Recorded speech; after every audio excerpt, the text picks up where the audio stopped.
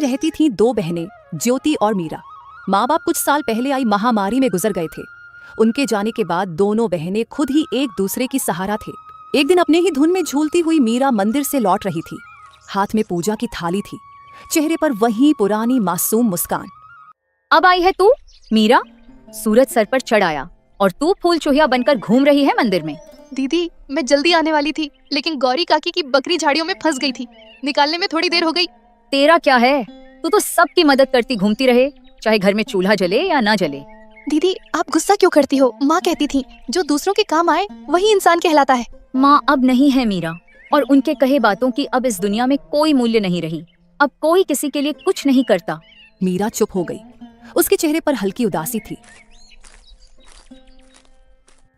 वो झोपड़ी के कोने में रखे उस लकड़ी के संदूक तक गई जिसमें माँ की यादें अब भी सांस लेती थीं। संदूक से निकाला हुआ एक साड़ी मीरा छू के अपनी दीदी से बोली, दीदी, जब ये साड़ी माँ पहनती थी ना, तब हमें देखकर मुस्कुराती थी, कहती थी तुम दोनों एक दूसरे का सहारा बनना। मीरा की बात सुनते ही ज्योति का चेहरा नम हो गया और उसकी आंखें पल भर को भीग गई। लेकिन ज्योति अपने भावनाओं को छुपाते हुए मीरा से बोली, मैं तुझसे सख्त हूँ मीरा, क्योंकि मैं डरती हूँ। अगर तुझे भी एक दिन कुछ हो गया तो मैं अकेले कैसे जीऊंगी? इस दुनिया ने मुझसे सब छीन लिया है। मैं नहीं चाहती तू भी मेरी तरह कमजोर पड़ जाए, इसलिए तुझे मजबूत बना रही हूँ। दीदी, आप कमजोर नहीं हो, आप ही तो मेरी ताकत हो। अगर आप मेरा हाथ थामे रखो तो दुनिया की आंधी भी मुझे हिला नहीं सकती। मीरा की बात सुन के ज्योति के चेहरे पर उसके माता पिता के जाने के बाद पहली बार हल्की सी मुस्कान आई। उसी समय गांव की पगडंडी पर 3 परछाइयां उनके झोपड़ी की तरफ बढ़ रही थीं। धर्मपाल, बिमला और उनका बेटा कमल। वह थे बहनों के सगा चाचा चाची। अरे ज्योति, कैसी है मेरी बच्ची? तू ठीक तो है ना? बहुत मुश्किल से जिंदगी बीता रहे होगे ना भैया भाभी के जाने के बाद। हम ठीक हैं चाचा जी, अब जो है उसी में खुश हैं। खुश? झोपड़ी में? तुम्हारे हिस्से की जमीन को हमारे नाम कर देती तो हम तुम दोनों को अपने यहाँ रहने देते। तुम दोनों बहुत खुश रहती हमारे साथ। हाँ माँ, तुम सही कह रही हो। इनका घर भी पुराना हो चुका है और अब ये जमीन भी यूं ही पड़ी है, बर्बाद हो रही है। ये सब सुन के ज्योति की आंखों में आग सी चमक उठी। हमें किसी की जरूरत नहीं। बाबूजी की जमीन हमारी माँ और बाबूजी की आखिरी निशानी है, उसे हम यूं ही नहीं छोड़ेंगे। अरे बेटी, तुम्हारी जो खेतों की जमीन है वो भी तो बंजर ही पड़ी हुई है ना। और वैसे भी दुनिया समझदारी से चलती है और औरतें खेत नहीं जोतती। देख लेना, एक दिन रोती हुई आओगी हमारे पास, तब समझ आएगा कि रिश्तेदारों से मुंह नहीं मोड़ा करते। ज्योति को ये सब सुनाकर तीनों वहां से निकल गए। लेकिन मीरा ये सब घर के अंदर से सुन रही थी। ये सुन के उसका चेहरा उतर गया। दीदी, क्या सच में हम अकेले पड़ जाएंगे? वो लोग हमारी जमीन लेना चाहते हैं ना? हाँ मीरा, पर जब तक मैं जिंदा हूँ कोई हमारी जमीन छू भी नहीं सकता। तुझे कुछ नहीं होने दूंगी। रात को चूल्हे के आगे बैठी हुई मीरा अपनी दीदी से बोली, दीदी, माँ की साड़ी मैंने संभाल के फिर से संदूक में रख दी है। और हाँ दीदी, कल भागवत कथा है गांव में, चलोगे ना? मन को थोड़ा शांति मिलेगा सुन के। लोग बातें बनाते हैं मीरा, ताने मारते हैं और सोचते ही कि हम प्रसाद के लालच में जाते हैं। पर हम तो अच्छे हैं ना, हमने कभी किसी की मदद नहीं लिया है। हमें डर कर नहीं, डट कर जीना चाहिए दीदी। नहीं, हम नहीं जाएंगे। भगवान सब में है। तुम यही से भगवान को पूजना और मंदिर भी जाना, लेकिन वहाँ जाने की जरूरत नहीं।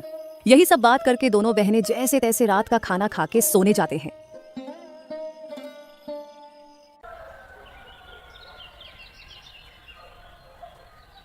अगली सुबह दोनों बहनें अपनी जमीन को देखने जाते हैं जिसमें दोनों बहनों ने मेहनत करके थोड़ी सी सब्जियां उगाई थी। दीदी, अच्छा हुआ कि माँ बाबूजी के जाने के बाद हमने ये जमीन बेचा नहीं। अभी देखो, हमने मेहनत करके कितनी सारी सब्जियां उगाई है। अब हम किसी व्यापारी को ये बेच के थोड़े पैसे कमा सकते हैं। हाँ तू ठीक बोल रही है, इसे बेच के कुछ दिन का तो गुजारा हो जाएगा, लेकिन क्या दीदी? ऐसे बेच के हम कुछ दिन ही गुजारा कर पाएंगे, उसके बाद क्या?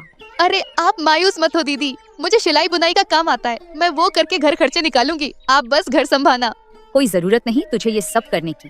तू क्या मुझे बेकार समझती है? तू घर पर ही रहना, मैं लोगों के घर काम करने जाऊंगी। और मुझे बांस की सीजे बनाना भी आती है, जो बाबूजी ने सिखाया था। ये करके मैं घर का गुजारा निकाल लूंगी। ये सब बात करके दोनों कुछ समय अपने खेत में व्यतीत करने के बाद घर आते हैं।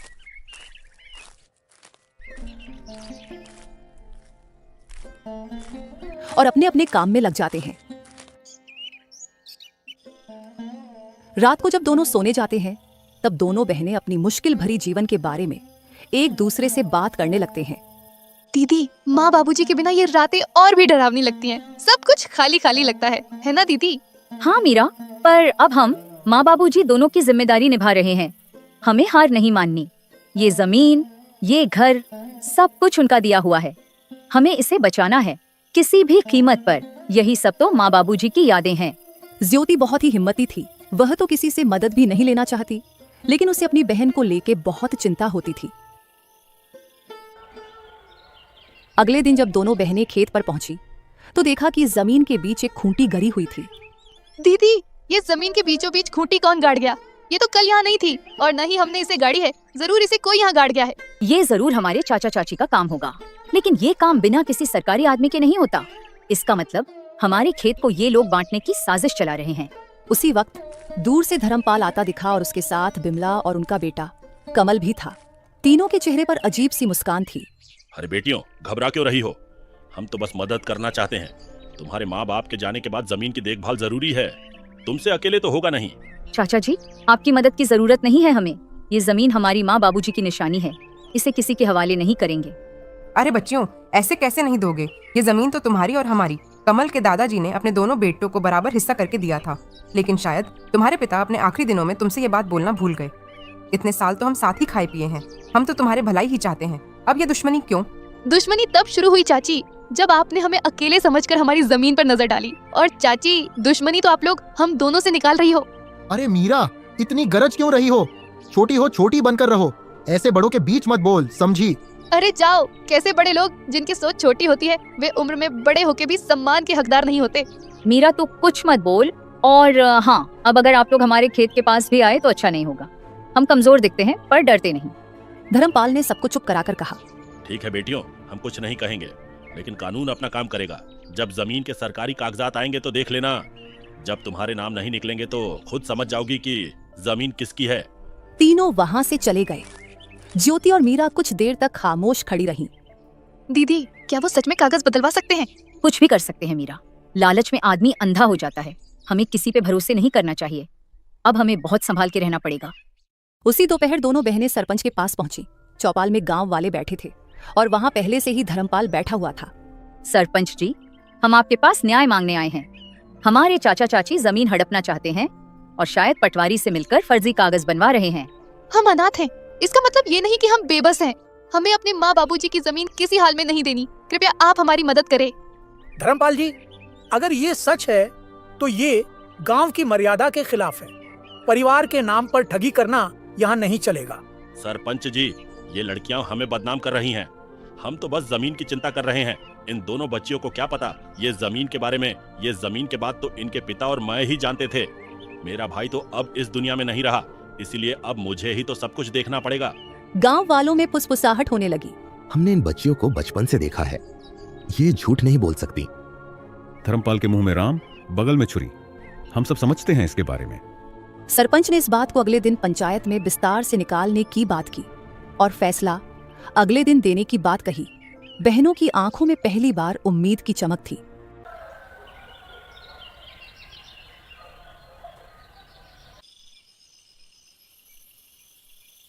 रात को झोपड़ी में दोनों बहनें आपस में बात करती हुई। दीदी, क्या कल हमारा साथ देंगे गांव वाले? देखते हैं क्या होता है। मुझे किसी पर भी भरोसा नहीं रहा है। आखिर माँ बाबूजी के जाने के बाद मदद ही कहाँ की किसी ने हमारी।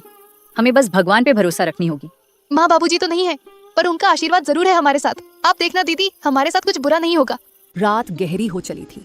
दूर कहीं उल्लू की आवाज गूंजी और हवा में कुछ सिसकियां थीं और उन सिसकियों में मीरा की भी सिसकियां शामिल थीं। दोनों बहनों को चिंता की वजह से नींद भी नहीं आ रही थी। दीदी, विश्वास ही नहीं होता है ना कि हम अब अकेले हैं। कभी कभी तो ऐसा लगता है कि बाबूजी अचानक आएंगे और मुझे गले लगा लेंगे। हाँ मीरा, मुझे भी उनकी कमी खटकती है, लेकिन तू चिंता मत कर, मैं हूँ ना। जब तक मैं जिंदा हूँ तुझे किसी चीज की कमी नहीं होने दूंगी। लेकिन दीदी, जब माँ बाबूजी गए तब सबने कहा था हम हैं तुम्हारे साथ। फिर धीरे धीरे सब दूर होते गए। चाचा चाची तो जैसे बस हमारे हिस्से की जमीन के लिए ही हमारे करीब थे। ज्योति की आंखों में आंसू थे, लेकिन उसने उन्हें छुपाया। उसे अपनी बहन के सामने कमजोर नहीं पड़ना था। दुनिया बहुत चालाक है मीरा। रिश्ते अब खून से नहीं धन दौलत से बनते हैं। लेकिन हम भी अब चुप नहीं रहेंगे। अगर हमें अपने अधिकार के लिए लड़ना पड़े तो लड़ेंगे।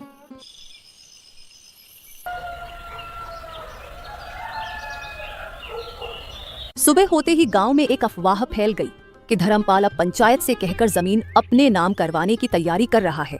गांव की गलियों में लोग कानाफूसी करने लगे। अरे सुन सुग्गो, धर्मपाल ने तो कमाल कर दिया, अपने ही भाई की बेटियों को बेघर करना चाहता है। हाँ काकी, कैसा रिश्तेदार है, अपने ही भतीजों को बेघर करने में तुला हुआ है। इन बातों की भनक ज्योति को लगी तो वो मीरा को लेकर सीधा सरपंच के वहां पहुंची। सरपंच जी, हमें आपसे इंसाफ चाहिए था। मेरे माँ बाबूजी की जमीन पर मेरे चाचा जबरदस्ती का दावा कर रहे हैं और आप लोग उनका साथ दे रहे हैं। मुझे आपसे ये उम्मीद नहीं थी। हम कोई अबला नहीं है, हम ऐसे चुप नहीं रहेंगे सरपंच जी। ऐसे कैसे कोई भी आके हमारी जमीन हड़प लेगा। थोड़े समय बाद धर्मपाल, बिमला और कमल भी वहां पहुंच गए और वहां पर नाटक करने लगे। सरपंच जी, हम तो बस इनकी भलाई चाहते हैं। भाई की मौत के बाद हमने ही इन्हें पाला है, आप तो ये अच्छे से जानते हैं। और अब जब लड़कियां बड़ी हो गईं, तो हमें बदनाम कर रही हैं। जरा सोचिए, क्या यही इंसानियत है? ज्योति बेटी, तुम्हारे चाचा तो ठीक कह रहे हैं। तुम लोग तो एक ही परिवार के हो, परिवार के बीच ये झगड़ा क्यों? वैसे भी सरकारी कागजात के हिसाब से तुम्हारी जमीन में इनका भी हक है। ऐसे कैसे सरपंच जी? ये लोग हमारी मजबूरी को देखकर हमारा फायदा उठाने आए हैं। ये कोई परिवार नहीं है, ये बस जमीन के लालच में परिवार होने का दिखावा कर रहे हैं। ये सब बात चल ही रही थी कि तभी पटवारी भी वहां आ जाता है। हरीश चंद्र की जमीन कानूनी तौर पर सिर्फ उनकी नहीं है, इसमें उनका भाई धर्मपाल का भी हिस्सा है। ऐसे कैसे? तुम लोग तो बस कागजात के बारे में बोल रहे हो, लेकिन क्या सबूत है कि हमारी जमीन का चाचा जी भी हिस्सेदार है? हाँ ज्योति बेटिया, बात तो सही कह रही है। तुम लोग कुछ पुख्ता सबूत भी पेश करो, तब जाके मैं पंचायत बुलाकर सही फैसला ले पाऊंगा। सरपंच के मुंह से ये सुनने के बाद धर्मपाल, बिमला और कमल थोड़ा हताश जैसे नजर आए और वे लोग वहां से निकल गए। अरे पटवारी, तुम किसका इंतजार कर रहे हो? तुमको नहीं जाना उनके पीछे पीछे कितने पैसे खिलाए थे मेरे चाचा ने? ज्योति की ताना सुन के पटवारी शर्म से वहां से निकल जाता है। बिटिया, मुझे गलत मत समझना। मेरे आंखों के सामने जो आया, मैंने उसे ही सच मान लिया। इस बार मैं अच्छे से जांच पड़ताल करके एक नतीजे में पहुंचूंगा। आगे से मैं धर्मपाल के बातों में नहीं आऊंगा। और वे लोग तुम दोनों के मजबूरी का फायदा उठाना चाहते हैं, तो मैं तुम लोगों को न्याय और उन लोगों को कड़ी सजा दूंगा। सरपंच के मुंह से ये सुन के दोनों ने थोड़े राहत की सांस ली और थोड़ा शक, थोड़े खुशी के साथ घर लौटे।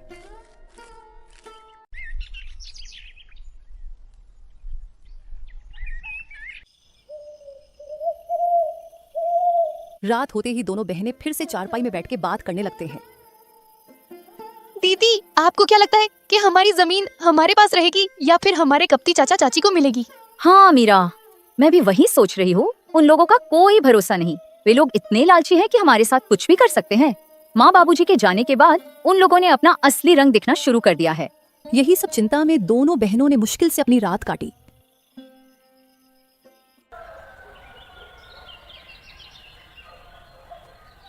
गांव की हवाओं में हल्की सरसराहट थी। आसमान में बादल थे, पर बारिश का कोई नाम ओ निशान नहीं। लेकिन ज्योति और मीरा के मन में बहुत कुछ उमड़ रहा था, जैसे भीतर कोई तूफान उठ रहा हो। घर का आंगन सूना था और बहनों के चेहरों पर चिंता की लकीरें साफ झलक रही थीं। दीदी, आज खेत चलें क्या?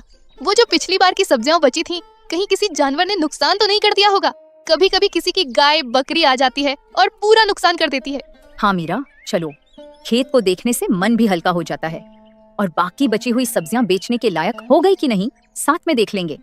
लेकिन मुझे एक बात को लेकर चिंता है। गाय बकरी का तो पता नहीं, बस कोई इंसान हमारे खेत को नुकसान न पहुंचाए। वैसे भी हमारे अपने ही हमारे जमीन पे बुरी नजर डाले हुए हैं। दोनों बहनें खेत की ओर चल पड़ी। रास्ते में पेड़ों की छाव थी और चिड़िया की सहल पहल।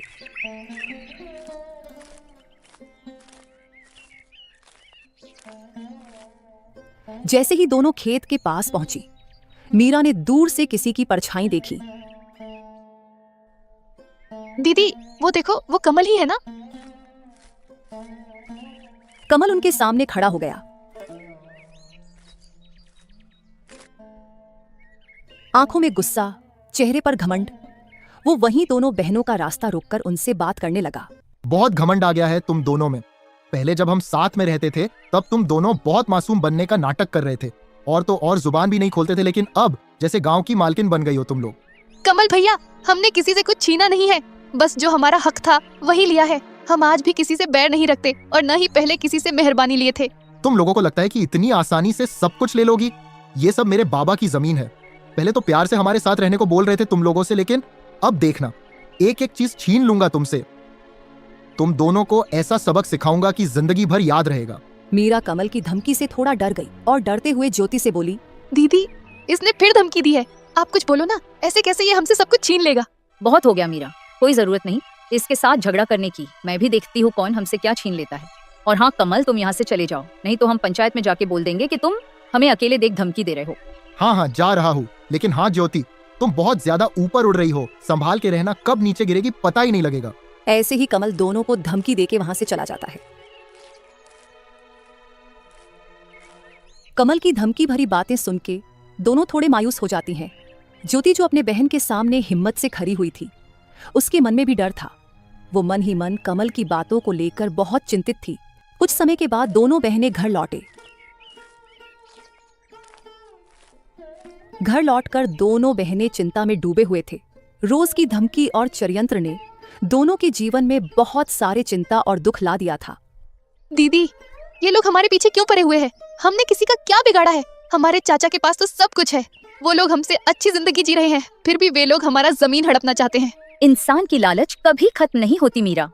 भले ही इंसान के पास सब कुछ हो, फिर भी इंसान और चाह के लालच में या तो दूसरे का नुकसान करते हैं या फिर अपनों का ही नुकसान करते हैं। हम तो इनके खिलाफ कोई बड़ी कदम भी नहीं रख सकते। उनके कर्मों का फल उन्हें भगवान जरूर देंगे। ऐसे ही कुछ दिन बीत जाते हैं। एक दिन अचानक धर्मपाल के चावल के मिल में किसी कारण आग लग जाती है। जब दोनों बाप बेटे को ये खबर मिली तो वे दौड़ते हुए वहां पहुंचे। मिल के बाहर लोगों की भीड़ जमी हुई थी, लेकिन गांव वालों ने पहले से ही आग बुझा दिया था। धर्मपाल और उसके बेटे को देख गांव वाले कानाफूसी करने लगे। अरे ये आग ऐसे ही नहीं लगी, ये तो धर्मपाल और उनके परिवार के किए गए बुरे कर्मों का नतीजा है। उन्होंने बिन माँ बाप के उन दोनों लड़कियों को बहुत परेशान किया था। अब देखो क्या हुआ इनके साथ। हाँ भाई बिल्कुल सही कह रहे हो, मैं भी वही सोच रहा था। भगवान बुरे कर्मों का सजा इंसानों को जरूर देता है। भगवान के घर देर है लेकिन अंधेर नहीं। गांव वालों की बात सुन के दोनों बाप बेटे गंभीर चिंता में चले गए। ज्योति और मीरा के प्रति उनका जो व्यवहार था वो सोच के धर्मपाल को बुरा लगने लगा। तभी दूसरे गांव का एक जमींदार आया, जिसके साथ धर्मपाल ये चावल के मिल का व्यापार करता था। अरे ओ धर्मपाल, मिल में तो आग लग गई, मेरे पैसे तो सारे डूब गए। तेरे भरोसे मैंने तेरे जमीन में मिल खुलवाकर व्यापार किया था, अब तो मेरे नुकसान का भरपाई तुझे ही करनी होगी। सेठ जी, पता नहीं ये हादसा कैसे और क्यों हुआ, लेकिन आप निश्चिंत रहे, मैं कुछ न कुछ करूंगा। आप मुझे थोड़े मोहलत दे दो बस। अरे कैसी मोहलत? तेरे साथ व्यापार किया वही तेरे लिए बहुत मदद हो गई। अब मैं तेरे लिए कुछ नहीं करूंगा। मुझे मेरे पैसे वापस कर और उसके बाद तू अपने रास्ते में अपने रास्ते। सेठ जी आप ऐसा मत कीजिए, इस मुसीबत के घड़ी पे आप यूं मुंह मत फेरिए। मैं कुछ भी नहीं जानता, मुझे बस मेरे पैसे चाहिए। बहुत मदद कर चुका तुम लोगों की। तुम जैसे लोगों के साथ मैंने व्यापार किया वही बहुत बड़ी बात है तुम लोगों के लिए। कुछ भी करना पड़े करो, बस मुझे पैसे दे दो। ठीक है, फिर आप मेरे इस जमीन को ले लीजिए। इस जमीन से तो आपका थोड़े से कर्ज चूकता हो जाएगा ना। अगर हो जाए तो मैं आपको कल जमीन के कागजात भेज दूंगा, और बाकी के पैसे मैं नहीं दूंगा, क्योंकि आप भी मेरे इस चावल के मिल का हिस्सेदार थे और आपने इससे मुझसे ज्यादा मुनाफा कमाया है। अब इसका पूरा नुकसान मैं अकेला क्यों झेलूं? ऐसा है क्या? ठीक है, तू मुझसे दुश्मनी मोड़ ले रहा है, देख लूंगा तुझे। फिलहाल तू मुझे अपनी इस जमीन के कागजात भेज दे, बाकी के पैसे तो मैं तुझसे बाद में वसूलूंगा। जमींदार से ये सुनने के बाद दोनों बाप बेटे हताशा और गुस्से में वहां से घर निकल जाते हैं।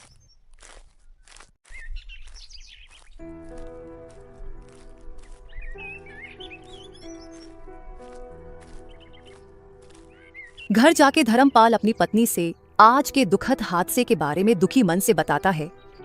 अरे भाग्यवान, हमारे साथ ये क्या हो गया? हम तो पल भर में बर्बाद हो गए। पूरा कारोबार, जमीन सब कुछ छीन गया। अब तो बस ये घर ही बचा हुआ है। मुझे पता है ये सब भगवान हमारे बुरे कर्मों का फल दिया है हमको। ये जी आप ऐसे मायूस मत हो, कुछ रास्ता होगा। हम ऐसे कैसे बर्बाद हो गए? और हाँ, आप तो वो दूसरे गांव के जमींदार के साथ व्यापार करते थे ना, उनसे मदद मांगिए ना, वो तो कुछ मदद कर देगा। अरे कैसी मदद माँ, वो आदमी मदद करेगा। अरे मदद छोड़ो, उसने हमारे चावल के मिल के जमीन को भी हड़प लिया। अरे ये क्या कह रहा है तू? अगर किसी से मदद नहीं मिला तो हम क्या करेंगे इस मुसीबत के घड़ी में? छोड़ो भाग्यवान, जो हुआ है वो सब अपने ही बुरे कर्मों का नतीजा है। तुम खुद ही सोचो, हमने मेरी दोनों भतीजियों को कितना दुख दिया है, उसी का पाप लगा है हमें। हाँ माँ, बाबूजी बिल्कुल सही कह रहे हैं। हमने पाप किया है, हमें अब इसी दुनिया में पापों का फल भुगतना पड़ेगा। पता नहीं बिना पैसों के अब ये घर कैसे चलेगा। हाँ कमल बेटा, तू सही बोल रहा है। अब हम ये घर कैसे चलाएंगे? हमें तो गांव में कोई मदद भी नहीं करेगा। ज्योति और मीरा के ऊपर किए अन्याय के लिए गांव वाले भी हमसे नाराज है। ऐसे तो हम सड़क पे आ जाएंगे। ये सब बात करके तीनों बहुत उदास हो जाते हैं और तभी इस उदासी भरी माहौल में बिमला बोल पड़ती है। ये जी, मेरे मन में एक विचार आया है। क्यों ना हम ज्योति और मीरा के पास जाके उनसे मदद मांगे और साथ में उनसे हाथ जोड़ के माफी भी मांग लेंगे। मदद? कैसी मदद माँ? वे दोनों हमारी कैसे मदद करेंगे? उनके पास तो मदद करने के लिए कुछ भी नहीं है और न ही वे मदद करेंगे। आखिर इतना दुख जो दिया उनको हमने। अरे क्या बोल रही हो तुम? पागल हो गई हो क्या? कितना परेशान किया है उनको। अब किस मुंह से जाऊंगा उनके पास मदद मांगने? और वे तो खुद ही कितनी मुश्किल से जी रहे हैं। हमारी क्या मदद करेंगे वे? अरे आप लोग थोड़े शांत हो जाइए। हम उनसे पहले दिल से हाथ जोड़कर माफी मांगेंगे और उसके बाद हम उनकी जमीन पर खेती करने की इजाजत मांगेंगे और खेती का जो भी मुनाफा होगा उनको भी आधा देंगे और हमारा भी जैसे तैसे गुजारा हो जाएगा। और हाँ, मैं इस बार लालच में नहीं बोल रही हूँ, मैं बुरी परिस्थितियों के चलते बोल रही हूँ। तुम बात तो ठीक ही कर रही हो। हमें तो कोई मदद करेगा नहीं और हमें तो ज्यादा कुछ काम भी नहीं आता। बस थोड़ा खेती बाड़ी जानता हूँ मैं। और अगर वे लोग मदद के लिए मन जाए तो कमल भी मेरी खेती में मदद कर देगा। हाँ बाबूजी, मैं करूंगा मदद। चलिए बात करने जाते हैं उनसे, और अगर वे मदद नहीं भी करे तो कम से कम माफी की उम्मीद तो रख ही सकते हैं। ये बोल के तीनों ज्योति और मीरा के घर पहुंचे।